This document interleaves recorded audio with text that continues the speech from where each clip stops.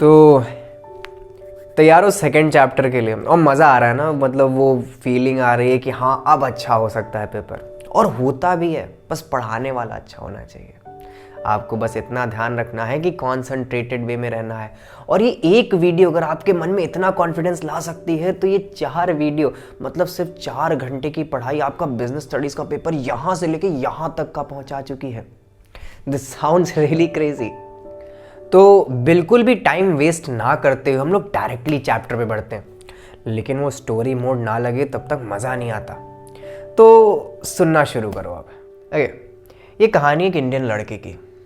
अब वो इंडियन लड़का अपना इंटर पास करके बीबीए करता है, और बीबीए करने का एक स्पेशल एक्सट्रैक्ट तभी मिल सकता है जब आपको एक अच्छे कॉलेज से एमबीए मिल जाए। एमबीए की खोज में निकला और कैट की प्रिपरेशन के लिए 3 साल लगा डाले, और एमबीए में एडमिशन ना मिलने पे उसको बहुत से ताने मिले, टिपिकल इंडियंस, और वो जो सोसाइटियल जो प्रेशर होता है वो उसके साथ भी था। बहुत सारे ताने मिलने के बाद उसने अपनी शर्म को छोड़ के वो अपनी खोज में निकल गया।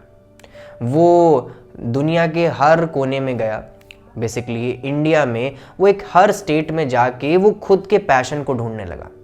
एट द एंड में उसने ये सोचा कि मैं मैकडॉनल्ड में नौकरी करूँगा। मैकडॉनल्ड में झाड़ू पोछा लगाने से लेके वो ऑर्डर्स लेने तक का पहुंचा।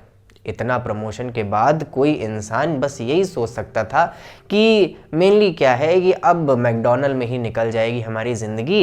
15 से 20 हज़ार की नौकरी थी और वो अपनी पूरी ज़िंदगी एक मीडियोकर लाइफ जी सकता था। लेकिन उसको कुछ और ही पसंद था। उसने वो सब कुछ छोड़ के एक चाय का ठेला लगाना शुरू कर दिया। चाय के बर्तन खरीद लाया और वो सारी जो शर्म थी और जो दूसरों के ताने थे उनको इग्नोर किया उसने, और चाय का स्टॉल लगाना शुरू कर दिया। आज वही जो लड़का है प्रफुल्ल बिलोरे, वो एमबीए चाय वाला नाम से जाना जाता है।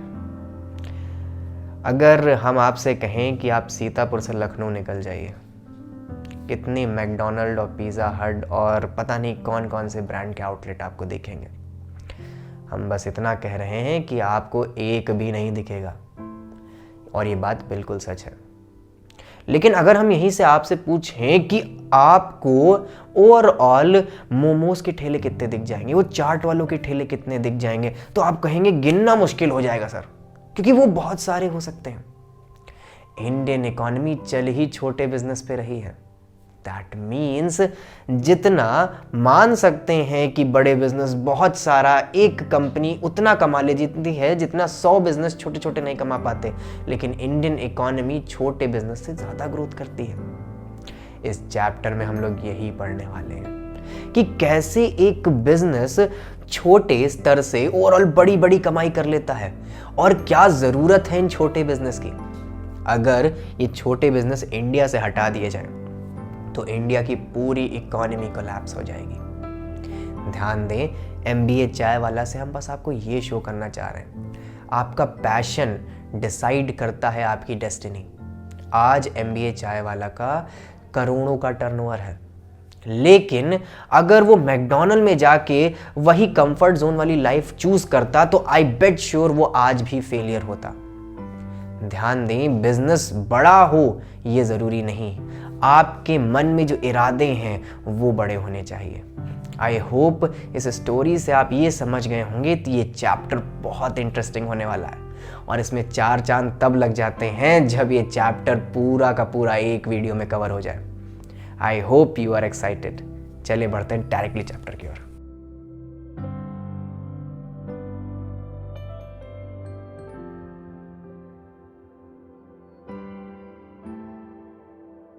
ओके, तो जल्दी से अब हम लोग क्या करते हैं, इसका इंट्रोडक्शन पढ़ लेते हैं। जैसे अगर कोई बेसिक क्वेश्चन बन के कल के पेपर में आ भी जाता है तो उसको अच्छे से लिख तो पाए। तो इसका इंट्रोडक्शन पार्ट क्या कहता है नीचे देखते हैं। A business which operates on a small scale and requires less capital, less labor and less machines is called small business. The business are produce on a small scale. This business is operated and managed by the owner of the business. ध्यान दें small business कह क्या रहा है और ये lines दर्शाना क्या चाह रही हैं, बहुत इत्मीनान से समझिएगा। एक ऐसा बिजनेस जहां पे कैपिटल मतलब पैसा, बिल्डिंग, मशीन्स, लेबर, ये सारी चीजें बहुत कम मात्रा में लगे, वो सब कुछ छोटे बिजनेस है। Small business is equals to छोटे बिजनेस, समझ तो आ ही रहा होगा, ठीक है। तो अगर आपके बिजनेस में जो लेबर है, कैपिटल है, पैसा है, इनकी खपत कम हो जाए या फिर कम लगे, वो छोटे बिजनेस ही कहलाएंगे। इसके बाद इसमें लिखा गया है the goods are produced on small scale, मतलब जो गुड्स होते हैं वो यहाँ पे स्मॉल स्केल में प्रोड्यूस किए जाते हैं। दैट मीन्स अगर लार्ज क्वांटिटी ऑफ प्रोडक्शन यहाँ पे करने लगेंगे तो रॉ मटेरियल की कमी पड़ जाएगी, कहीं लेबर की कमी पड़ जाएगी, या फिर आपके इस छोटे बिजनेस की डिमांड ही ना हो। तो आपने इतना सारा प्रोडक्शन कर दिया है, वो जाएगा कहाँ? 100% वो वेस्ट हो जाएगा। इसीलिए ध्यान दें, ये जो स्मॉल बिजनेस होते हैं ये छोटा प्रोडक्शन करते हैं, दैट मीन्स थोड़ा सा कम प्रोडक्शन करते हैं, जिससे उनकी जो बिजनेस जो ऑनगोइंग प्रोसेस है वो स्मूथली चलती रहे, ना ज़्यादा कमाना है ना ज़्यादा खर्चा करना है। नेक्स्ट लिखा हुआ है This business is operated and managed by the owner of the business. That means यहाँ पे जो बिजनेस क्राइटेरिया है वो पूरा का पूरा एक आदमी जो उसका ओनर होता है वही संभालता है। लेकिन बड़े बड़े अगर हम लोग बिजनेस देखें तो वहाँ पे मल्टीपल ओनर्स भी होते हैं। एग्जाम्पल के तौर पे इक्विटी शेयर होल्डर्स, जो पिछले चैप्टर में हम लोगों ने पढ़ा था। दैट्स ग्रेट, आपको याद है वो। आगे बढ़ते हैं। In India, the village and small industry sector consist of both traditional handlooms, handicraft, khadi and village industries, modern small industries, small scale industry and power looms. Basically देखा जाए इंडिया में वो जो छोटे छोटे गाँव में बिजनेस होते हैं, वो जो छोटे छोटे आप रोड साइड बिजनेस देखते हैं, खादी के बिजनेस देखते हैं, हैंडीक्राफ्ट के बिजनेस देखते हैं, ये सारी चीज़ें आपके स्मॉल बिजनेस के अंदर ही आती हैं। दैट मीन्स वो सारे बिजनेस जो छोटे स्तर पे चल रहे हो और जिनका टर्नओवर भी कम हो, उन सभी को स्मॉल बिजनेस कहा जाता है। आई होप अब इसमें आप लोग बहुत अच्छा कंटेंट लिख सकते हैं और ध्यान दें कल के पेपर के लिए आप बहुत अच्छे से प्रिपेयर हो जाएंगे। आई होप ये चीज़ आपको समझ आ गई हो। बढ़ते हैं इसके नेक्स्ट टॉपिक पे। आगे लिखा है According to the Micro, Small and Modern Enterprise Development MSMED Act 2006, a small-scale enterprise defined as one where the investment in plant and machinery is more than 25 lakhs but not exceeds the 5 crores. Basically यहाँ पे बताया गया है MSMED Act 2006 के तहत एक small business वही है जो 25 लाख से ज़्यादा की इन्वेस्टमेंट कर दे, लेकिन 5 करोड़ से कम की इन्वेस्टमेंट रखे। दैट मीन्स अगर वो 5 करोड़ से ज़्यादा चला गया तो वो मीडियम स्केल बिजनेस में आने लगेगा, और 25 लाख से कम हो गया तो माइक्रो लेवल बिजनेस में आने लगेगा। माइक्रो लेवल मतलब बहुत छोटे स्तर के बिजनेस, वो मोमोज और वो जो चाट के ठेले होते हैं, बिल्कुल सेम वैसे ही। दैट मीन्स अगर आपकी इन्वेस्टमेंट 25 लाख से ऊपर की है या फिर 25 लाख है तो आप स्मॉल बिजनेस में आएंगे, और अगर आपकी बिजनेस की जो इन्वेस्टमेंट है वो 5 करोड़ तक है या 5 करोड़ से कम है तब भी आप स्मॉल बिजनेस में आएंगे। लेकिन यहीं पे आप अगर 5 करोड़ के आगे चले गए, डेफिनेटली आप लोग मीडियम बिजनेस में आ जाएंगे। That means medium enterprise. I hope this introduction part आपके सारे जो डाउट्स हैं इंट्रोडक्शन टू स्मॉल बिजनेस उसको क्लियर कर दिया होगा। बढ़ते हैं इसके नेक्स्ट टॉपिक पे। ध्यान दो, एक चीज़ तुमको बताना बहुत ज़्यादा ज़रूरी था, क्योंकि जो पेपर होने वाला है तुम लोगों का, जो बेसिकली एनुअल्स होने वाला है, उसमें कहीं ना कहीं छुपा ये क्वेश्चन आएगा ज़रूर। यहाँ पे अगर आप लोग देखते हैं, अगर हम इस पूरी स्क्रीन पे आपकी एक चार्ट शो करते हैं, देखना शुरू करिए, तो यहाँ पे आपको 2 कैटेगरीज दी गई हैं। सबसे पहली है मैन्युफैक्चरिंग यूनिट्स और दूसरी है सर्विस प्रोवाइडर्स। मैन्युफैक्चरिंग यूनिट्स बच्चों लोग कुछ नहीं है। मैन्युफैक्चरिंग यूनिट्स वो बिजनेस हैं जो प्रोडक्शन में बिलीव रखते हैं। दैट मीन्स कार के स्पेयर पार्ट्स बना देना और एसी, फ्रिज, ये सब जो क्रिएशन करते हैं उनको मैन्युफैक्चरिंग यूनिट्स बोला जाता है। आप जहाँ पे टिक्की खाने जाते हैं वो भी मैन्युफैक्चरिंग यूनिट ही है। दैट मीन्स वो भी कुछ ना कुछ मैन्युफैक्चर ही करते हैं। और उसके पड़ोस में है सर्विस प्रोवाइडर्स। सर्विस प्रोवाइडर कुछ प्रोड्यूस नहीं करते हैं लेकिन वो भी एक बिजनेस के पार्ट होते हैं। For example doctor. अब डॉक्टर आपको कुछ प्रोड्यूस करके नहीं देता, वो सर्विस देता है। आप ट्यूशन क्लासेस में जिस जाते हैं वो भी आपके एक सर्विस प्रोवाइडर्स हैं। तो ये भी आपको कुछ प्रोड्यूस करके बेच नहीं रहे हैं, ये सर्विस प्रोवाइड कर रहे हैं आपको, जिसके बदले चार्ज लेते हैं।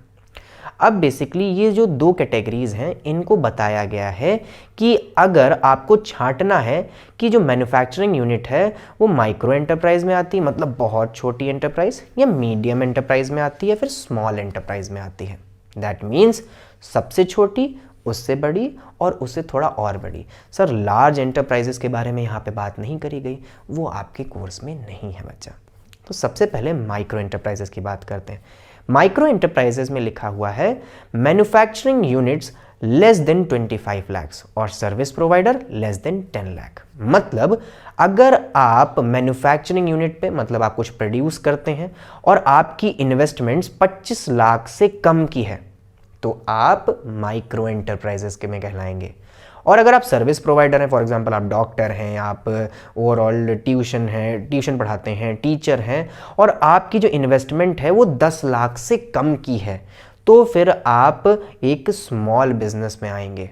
ठीक है, आगे बढ़ते हैं हम लोग। नेक्स्ट है हमारा सर्विस प्रोवाइडर। दैट मीन्स आप कुछ भी मैन्युफैक्चर नहीं करते हैं, आप सर्विस प्रोवाइड करने पे बिलीव रखते हैं। दैट मीन्स आप डॉक्टर हैं, आप टीचर हैं, या फिर आप कोई कंसल्टेंसी प्रोवाइड करते हैं और आपका इन्वेस्टमेंट 10 लाख से नीचे का है तो आप माइक्रो एंटरप्राइज में होंगे। दैट मीन्स मैन्युफैक्चरिंग यूनिट के लिए 25 लाख से कम और सर्विस प्रोवाइडर्स के लिए 10 लाख से कम, तो आप लोग माइक्रो एंटरप्राइजेस में आते हैं। उसके बाद स्मॉल एंटरप्राइजेस में आने के लिए आपको क्या करना पड़ेगा, यही 25 लाख से ज़्यादा का इन्वेस्टमेंट करिए मैन्युफैक्चरिंग यूनिट में और 5 करोड़ से कम रखिएगा, वरना अगर 5 करोड़ से ज़्यादा चले गए तो आप एक स्टेप और ऊपर चले जाएंगे। तो स्मॉल एंटरप्राइजेस 25 लाख से शुरू होती हैं और 5 करोड़ के अंदर ही रहती हैं मैन्युफैक्चरिंग यूनिट्स के लिए। और उसके बाद आते हैं सर्विस प्रोवाइडर। सर्विस प्रोवाइडर जो हैं बेसिकली वो 10 लाख से शुरू होते हैं, मतलब 10 लाख के आगे जितने भी सर्विस प्रोवाइडर हैं वो सब कुछ स्मॉल एंटरप्राइजेस में आते हैं और 2 करोड़ से नीचे रहते हैं। दैट मीन्स अगर आप 10 लाख से 2 करोड़ के बीच में हैं तो आप स्मॉल एंटरप्राइजेस में कहलाए जाएंगे, ओनली इन सर्विस सेक्टर्स बच्चा। और उसके बाद अगर हम लोग बात करें मीडियम एंटरप्राइजेस की, तो अगर आप 5 करोड़ से लेके 10 करोड़ के बीच में हैं तो आप मीडियम एंटरप्राइजेस में कहलाएंगे, लेकिन सिर्फ मैन्युफैक्चरिंग यूनिट। और उसके बाद अगर आप सर्विस प्रोवाइडर में हैं, आपने 2 करोड़ से ज़्यादा का इन्वेस्टमेंट कर रखा है लेकिन 5 करोड़ से कम है तो आप मीडियम एंटरप्राइजेस में कहलाए जाएंगे। आई होप ये चीज़ आपको समझ आ गई हो। आप लोग अब जल्दी से इस पूरी टेबल को रिवाइज कर लीजिए और अपने जहन में भर लीजिए, क्योंकि हम ये नहीं चाहते कि इस वीडियो के बाद दोबारा से आप खच्चरों की तरह मेहनत करें। तो ये वाला पार्ट भी हो गया ना। चीज़ें सरल हैं, अगर पहले पढ़ लेते तो आप शायद इतना डर ना लग रहा होता। खैर जो भी हो, बढ़ते हैं नेक्स्ट टॉपिक में। हमारा है role of small scale industries in economic development of India. अब हम लोग देखेंगे कि ये स्मॉल स्केल इंडस्ट्रीज़ हमारे इकोनॉमी, जो इंडिया की इकोनॉमी है, उसमें कैसे मदद करते हैं उसके पर्टिकुलर डेवलपमेंट के लिए। एग्जाम्पल के तौर पे हम लोग बात करेंगे कि वो किस किस तरीके से हमारे इंडिया को वो जो सक्सेस की ऊंचाई हैं वहाँ तक पहुँचाने में उनका योगदान है। अगर देखा जाए तो हमारे पास कुल 8 तरीके के रोल्स हैं, जिसमें से वो सारे के सारे यहाँ पे रहे।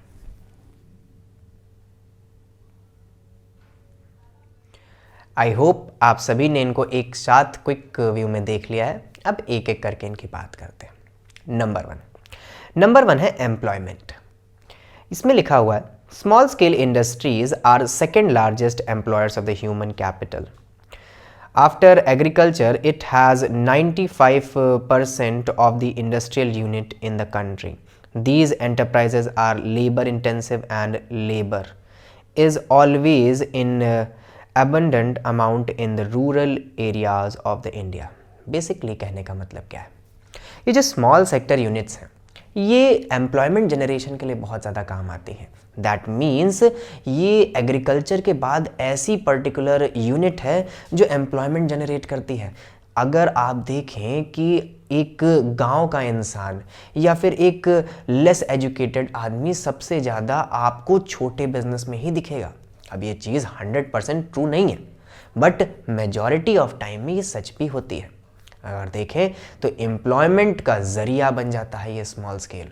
अगर आप अपने घर से बाहर निकलते हैं तो अपने स्कूल के आगे अपने आस पड़ोस में इतने लोग रहते हैं जो छोटे छोटे व्यापार करते हैं। दैट मीन्स सबसे ज़्यादा जो एम्प्लॉयमेंट जनरेशन है वो स्मॉल स्केल सेक्टर ही करता है। हर इंसान पढ़ा लिखा नहीं होता, हर इंसान के पास जॉब नहीं, और हर इंसान अमीर भी नहीं है, तो वो करता यही छोटे मोटे बिजनेस है। आई होप ये चीज़ आपको समझ आई होगी। नेक्स्ट बात करते हैं variety of products. Small scale industries produce an number of variety of products, example ready-made garments, stationery, soaps, leather goods, plastic and rubber goods। Basically कहने का मतलब क्या है?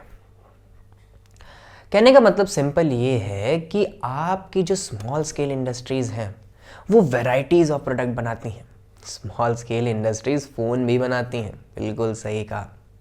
वो एग्ज़ाम्पल के तौर पे आया था ना वो फ्रीडम 500 कुछ इसी तरीके से, वो जो फ़ोन कहा था 250 रुपये में देंगे, जो पूरी तरीके से फ्रॉड निकला था।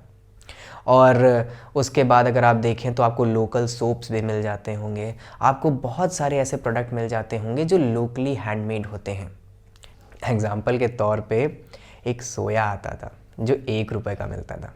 अगर उस टाइम तो मुझे नहीं पता था, लेकिन उसकी मैन्युफैक्चरिंग यहीं कहीं लोकल में ही हुआ करती थी। दैट मीन्स जो उत्तर प्रदेश में रहते हैं उनको ये चीज़ पता होगी और उन्होंने खाया भी होगा कभी ना कभी। अब शायद वो आता है कि नहीं आता है, लेकिन अगर आप देखें तो बहुत सारे ऐसे प्रोडक्ट हैं जो यहीं लोकल में बनते हैं और आपको पता भी नहीं होता है, जिनकी पैकिंग और क्वालिटी थोड़ी सी रफ हो सकती है लेकिन टेस्ट बहुत अच्छा होता है। अब ऐसे ही देखा जाए तो कितने तरीके के प्रोडक्ट्स होते होंगे इस ओवरऑल सोसाइटी में जिन्हें हमें भी नहीं पता, लेकिन वो बनते होंगे। तो भाई जो प्रोडक्शन के मामले में जो स्मॉल स्केल एंटरप्राइजेज है भाई वो तो बाजी मार गए। नेक्स्ट बढ़ते हैं हमारा एक्सपोर्ट्स। एक्सपोर्ट्स बेसिकली ज़्यादा कुछ हार्ड एंड टफ रूल नहीं बताता है आपको इस स्मॉल बिजनेस के, बस बताता है कि जो स्मॉल स्केल सेक्टर है इस भी कम नहीं है। कम इसलिए नहीं है क्योंकि हाँ हम मानते हैं बड़े बड़े बिजनेस इंपोर्ट एक्सपोर्ट बहुत करते हैं फॉरेन कंट्रीज़ के साथ, लेकिन ये जो स्मॉल सेक्टर बिजनेस है ये भी किसी से कम नहीं है। इनका भी बहुत सारा योगदान है हमारे इंपोर्ट एंड एक्सपोर्ट में इंडिया के। जो छोटे बिजनेस हैं वो भी फुली फ्लेज्ड तरीके से एक्सपोर्ट्स करते हैं और इंपोर्ट्स भी। नियर अबाउट इसमें लिखा हुआ है कि the share of product from SSI is 45% of total export of India, so it earns valuable foreign exchange and solve the problems of balance of payment. अब बड़ा ही टेक्निकल लाइन लिखा हुआ है सर, शॉर्ट में समझा दीजिए। देखिए मेनली क्या है कि अबव देन 45% आपका जो इंपोर्ट एक्सपोर्ट है वो स्मॉल स्केल एंटरप्राइजेस करती हैं, और जब वो एक्सपोर्ट करती हैं तो पैसा कमाती भी हैं। एक्सपोर्ट का मतलब यहाँ के प्रोडक्ट दूसरी कंट्री में भेजना, और जब दूसरी कंट्री में बेचे जाते हैं तो हमें इनकम भी जनरेट होती है, और जब वो इनकम जनरेट होती है तब उस पैसे को हम लोग नेशनल इनकम में काउंट करते हैं, क्योंकि भाई देश के लिए तो एक गर्व की बात है कि भाई उसके प्रोडक्ट्स बाहर बेचे जा रहे हैं। तो उसी का स्टेटमेंट होता है बैलेंस ऑफ पेमेंट, जो आपको क्लास 12th में पढ़ाया जाएगा। इस साल इसका कोई जिक्र नहीं है, बस छोटा सा आ गया है यहाँ पे। तो सिंपली जो बाहर के खर्चे होते हैं और बाहर से जो इनकम होती है वो लिखी जाती है बैलेंस ऑफ पेमेंट में। और ऑब्वियस सी बात है अगर स्मॉल स्केल बिजनेस जो इतनी तादाद में फैले हुए हैं वो जब अपने प्रोडक्ट बाहर कंट्री में सेल आउट करेंगे तो कितना ज़्यादा प्रॉफिट सिचुएशन दिखाई जाएगी बैलेंस ऑफ पेमेंट में। Sounds really cool and it's true also. I hope जो एक्सपोर्ट है ये आपको समझ आ गया हो। नेक्स्ट बात करते हैं balance regional development. Small scale enterprise balance development रखता है। दैट मीन्स अगर स्मॉल स्केल एंटरप्राइज गांव या छोटी जगहों पे ना खोले जाए तो वो बड़े बड़े शहर तो ग्रो कर जाएंगे, लेकिन उन छोटे गांवों का क्या होगा? आई होप आप मेरी चीज़ समझ रहे होंगे। दैट मीन्स ये स्मॉल स्केल एंटरप्राइजेस बहुत ही ज़्यादा बैलेंस क्रिएट करते हैं। वो बूंद बूंद से सागर बनता है, वो यही कंसेप्ट है कि अगर ये छोटी जगहें जो कस्बे होते हैं, टाउन्स होते हैं, गांव होते हैं, वहाँ पे अगर स्मॉल स्केल एंटरप्राइजेस नहीं काम करेगा तो कैसे काम चलेगा? तो फिर वहाँ के लोग बहुत ज़्यादा पिछड़ जाएंगे और एक टाइम पे आदिवासियों में गिरने लगे जाएंगे। इसलिए जो बैलेंस होता है, अब एक जा रहा है इतनी ऊपर और दूसरा गांव नीचे चलता जा रहा है, तो स्मॉल बिजनेस उसको ऊपर लाते हैं और एक बैलेंस क्रिएट करते हैं अमीर और गरीब में, वरना अमीर और अमीर होता चला जाएगा और गरीब होता चला जाएगा। इसलिए स्मॉल स्केल सेक्टर्स जो बिजनेस सेक्टर्स होते हैं बहुत ज़्यादा इंपॉर्टेंट रोल प्ले करते हैं बैलेंसिंग में। आई होप ये तो बहुत अच्छे से समझ आया होगा। नेक्स्ट है complementary to large scale industries. ध्यान दें, ये कुछ इस तरीके से कभी कभी जब चीज़ें आपको नहीं मिलती है तो आपने छोटे भाई या बहनों से पूछते हैं और वो झट से निकाल के उसे दे देते हैं। ये कुछ वैसा ही है। स्मॉल स्केल एंटरप्राइजेस बहुत तरीके के टूल्स एंड स्पेयर पार्ट्स बनाते हैं जो बड़ी बड़ी इंडस्ट्रीज़ के बहुत काम आते हैं, क्योंकि उसके लिए उनको कम पेमेंट देना पड़ता है और स्मॉल स्केल एंटरप्राइजेस का काम बन जाता है।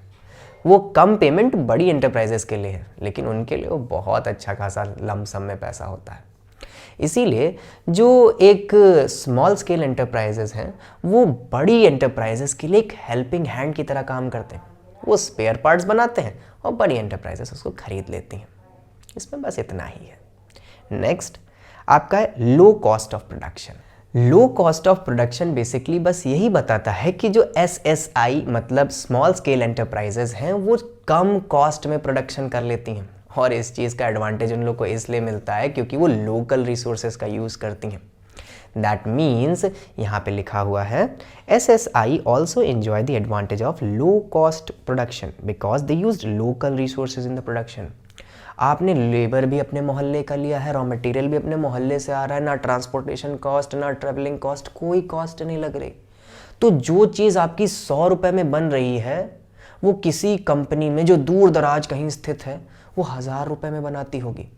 इसलिए लो कॉस्ट प्रोडक्शन का जो महत्व है, जो प्रॉफिट है, जो एंजॉयमेंट है, वो आपकी स्मॉल स्केल एंटरप्राइजेस बखूबी ही निभाती हैं। नेक्स्ट आता है quick and timely decisions. Quick and timely decisions का मतलब ये है जो स्मॉल स्केल एंटरप्राइजेस होती हैं बहुत झट से अपना डिसीजन लेती हैं। जैसे उनके जो एंटरप्राइजेस हैं वो अपने जो डिसीजंस हैं उनमें कभी भी डिले नहीं हो पाते। दैट मीन्स वो इतनी जल्दी डिसीजंस ले लेते हैं क्योंकि वहाँ पे वर्कर्स और ओनर्स की जो तादाद होती है वो बहुत कम होती है। इसलिए डिसीज़न लेने में उनको बिल्कुल भी देर नहीं लगती, जिससे उनका टाइम भी बचता है और कॉस्ट भी, क्योंकि बड़ी बड़ी कंपनियां डिसीज़न लेने के लिए भी स्टाफ हायर्स करती हैं। साउंड्स रियली बकवास। आगे बढ़। नेक्स्ट है डेवलपमेंट ऑफ एंटरप्रेन्योरशिप। एंटरप्रेन्योरशिप का मतलब है ओनर, बिजनेसमैन। वो ऐसी एक्टिविटीज़ करना जो एक बिजनेसमैन करता है, और small scale enterprises entrepreneurship development को बहुत अच्छे से प्रमोट करती हैं। एग्जाम्पल के तौर पे आपने एक पर्टिकुलरली छोटा सा इन्वेंशन किया और उस पर भले आपको 10 रुपये ही क्यों ना मिले हों, लेकिन आप उससे मोटिवेट होकर आगे और अच्छे इन्वेंशंस करने लगेंगे। ये छोटे छोटे बिजनेस एंटरप्रेन्योरशिप को डेवलप करते हैं, और जब एंटरप्रेन्योरशिप डेवलप हो जाती है तो यही स्मॉल स्केल एंटरप्राइजेस बड़े बड़े बिजनेस में बहुत अच्छे से चमकते हैं। एग्जाम्पल के तौर पे अमन, जो आजकल शार्क टैंक इंडिया में दिखते हैं, उन्होंने अपनी जो बोट है, जो कंपनी बेसिकली बोट जो उनकी कंपनी है, उसको 7 लाख रुपए में शुरू किया था। स्मॉल स्केल एंटरप्राइजेस में ही थी वो, लेकिन अब वो करोड़ों में खेलती है। और ये सारी चीज़ें स्मॉल स्केल एंटरप्राइजेस में बखूबी डेवलप होती हैं। आई होप ये टॉपिक आपको समझ आ गया होगा, और इस टॉपिक को भी हम लोगों ने कंप्लीट कर लिया है। रियली हम लोग बहुत जल्दी बढ़ रहे हैं और समझ भी आ रही हैं सारी चीज़ें। Really it's really awesome. बढ़ते हैं नेक्स्ट पार्ट पे। सर, पिछले टॉपिक में इतनी सारी बड़ाई हो गई स्मॉल स्केल बिजनेस की, क्या इसकी कुछ बुराइयाँ लिमिटेशंस नहीं है? बिल्कुल है। यही हमारा नेक्स्ट टॉपिक भी है। नेक्स्ट टॉपिक है problems of small scale industries. हमारे पास कुल 6 तरीके की प्रॉब्लम्स हैं। दैट मीन्स फर्स्ट, फाइनेंस की दिक्कत, दूसरी रॉ मटेरियल एंड पावर की दिक्कत, तीसरी मार्केटिंग की दिक्कत, और उसके बाद टेक्नोलॉजी की दिक्कत, और लास्ट कुछ अन्य प्रॉब्लम्स और जिसको हम लोग डिस्कस करेंगे। एक एक करके डिस्कस करते हैं। Number 1, finance. फाइनेंस में लिखा है non availability of sufficient fund in order to carry out business operation is an important problem faced by small scale industry. Banks sit at to grant financial help to these units. Finance की दिक्कत। छोटा business है, कोई invest नहीं करता। छोटा business है तो कोई इंटरेस्ट नहीं लेता। छोटा बिजनेस है तो कोई विश्वास तक नहीं करता। और छोटा बिजनेस है तो शेयर्स भी नहीं ले सकते। बहुत दुविधाएं होती हैं छोटे बिजनेस बनाने में और छोटे बिजनेस को रन आउट करने में। इसीलिए मेजॉरिटी ऑफ ड्रॉप्स ले लेते हैं लोग। अपना बिजनेस खड़ा तो कर लेते हैं लेकिन फाइनेंशियली हेल्प ना मिलने पे उसको छोड़ना भी पड़ जाता है। रियली ये चीज़ बहुत ज़्यादा दिक्कतें दे देती हैं एक particularly small sector enterprise SSI में। इसीलिए ये फाइनेंस की दिक्कत आज की नहीं, बहुत पुरानी है और ये फेस करना आपको एक ना एक दिन पड़ेगा अगर आप एक स्मॉल स्केल एंटरप्राइज में काम करते हैं। नेक्स्ट है हमारा, नेक्स्ट आता है रॉ मटेरियल एंड फ्यूल। इसमें पढ़ते हैं small scale units are unavailable to buy raw materials in bulk due to lack of funds and storage of facilities. Shortage of power is another factor which lead to underutilization of plant capacity. अगर आप देखें तो powers, fuel consumption, ये सारी चीज़ें बहुत ज़्यादा ज़रूरी हैं मशीन को शुरू करने के लिए और उसको काम करने के लिए। आपने 2 लाख का, 5 लाख का, 10 लाख का गेमिंग PC बिल्ड कर लिया और आपके घर में लाइट ही नहीं आती, किस जगह से आप उसको चलाएंगे भाई? आप चला ही नहीं सकते उसको। दैट मीन्स अगर आपके पास फंडिंग ही नहीं है तो भले आपके पास मशीन हो, बिल्डिंग हो, रॉ मटेरियल हो, वो कुछ भी काम नहीं हो सकता। और क्योंकि फंडिंग की कमी हमेशा से रहती है स्मॉल स्केल एंटरप्राइजेज में, वो लोग कभी भी अपनी मशीन्स का 100% यूज़ ही नहीं कर पाते, क्योंकि कभी रॉ मटेरियल की दिक्कत आ जाती है तो कभी पावर कट हो जाती है, कभी रेंट नहीं दे पाते हैं तो कभी जो वेदर कंडीशंस हैं वो साथ नहीं देती, जिसकी वजह से जो शॉर्ट टर्म में जो हमारा बिजनेस चल रहा है, जो स्मॉल सेक्टर एंटरप्राइज हमारा, वो बहुत ही ज़्यादा अफेक्ट कर जाता है। आई होप ये चीज़ समझ आई हो आपको। नेक्स्ट है marketing. Small scale units generally face difficulties in marketing of their products and services as they are hardly any fund for advertising और sale promotion. They depend on intermediates who exploit them. Basically अगर आपके पास funding ही नहीं है तो आप advertisement कैसे करेंगे? Advertisement हो ही नहीं सकता। सिंपली कहने का मतलब ये है कि जब फंडिंग की कमी पड़ जाती है तो जो स्मॉल सेक्टर एंटरप्राइजेज है वो एडवर्टाइजमेंट में पैसा इन्वेस्ट नहीं कर पाता और जो बिचौलिए होते हैं, जो दलाल होते हैं, वो इसका फ़ायदा उठा लेते हैं और उनका जो सरप्लस पैसा है वो भी वो लोग ले जाते हैं, जिसकी वजह से वो लोग धोखाधड़ी के भी शिकार बन जाते हैं और एडवर्टाइजमेंट के नाम पे उनको लूट भी लिया जाता है। वो सस्ते एडवर्टाइजमेंट उनको दिखाए जाते हैं जिसकी वजह से उनका वो पैसा भी चला जाता है और वो रीच भी नहीं मिलती। ध्यान दें, ये बहुत सारी प्रॉब्लम्स हैं एक स्मॉल स्केल एंटरप्राइजेस के लिए। अगर उसके पास इतनी ही पहुंच और उतनी ही नॉलेज होती तो वह आज कहीं ना कहीं लार्ज स्केल एंटरप्राइजेस में होती। और ये दिक्कत सिर्फ एक इंसान के साथ नहीं, ये सभी के साथ होती है। नेक्स्ट पढ़ते हैं competition. That's the great factor. Competition में लिखा हुआ है small scale firms have competitions and not only from large industries but also from multinational companies. Example के तौर पे हम आपसे बोलते हैं कि आपके पास पैसा कम है, आपके पास फैसिलिटीज़ कम है, दूसरी कंपनी आपसे कहीं ज़्यादा अमीर है, कहीं ज़्यादा उसके अच्छे प्रोडक्ट्स हैं, कहीं ज़्यादा वैरायटी है उसके पास और आपकी वैरायटीज़ से अच्छी वैरायटीज़ हैं और कम पैसे में। आपका बिजनेस कहाँ से सस्टेन हो पाएगा? ध्यान दें, बिजनेस रन आउट ही नहीं हो सकता और इस कंपटीशन को बीट करने का सिर्फ एक तरीका है, कंसिस्टेंसी। जो काम कर रहे हैं वो करते रहेंगे। उन कंपटीशन का कुछ नहीं कर सकते, उस कंपटीटर का मर्डर नहीं कर सकते, हम लोग कुछ भी नहीं कर सकते हैं सिवाय पेशेंस से धीरे धीरे लड़ते रहें।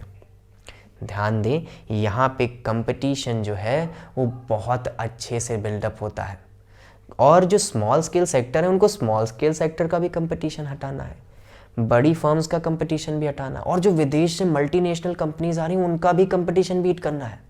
Sounds really and really hard, लेकिन हर स्मॉल स्केल सेक्टर इससे जूझता है। और उसके बाद कुछ अन्य हमारे पास प्रॉब्लम्स हैं, जैसे लैक ऑफ मैनेजरियल एफिशिएंसी। एक स्मॉल सेक्टर एंटरप्राइजेज में मैनेजमेंट बहुत ही ज़्यादा सस्ता होता है, या तो कुछ लोग खुद ही मैनेजर बन जाते हैं जिनके पास प्रॉपर नॉलेज मैनेजमेंट की नहीं होती है, जिससे उनके डिसीजंस कहीं ना कहीं लैग हो जाते हैं। Next, lack of demand of produced goods. जो स्मॉल सेक्टर एंटरप्राइज होता है उसकी जो प्रोडक्ट की डिमांड होती है वो कहीं ना कहीं कम होती है।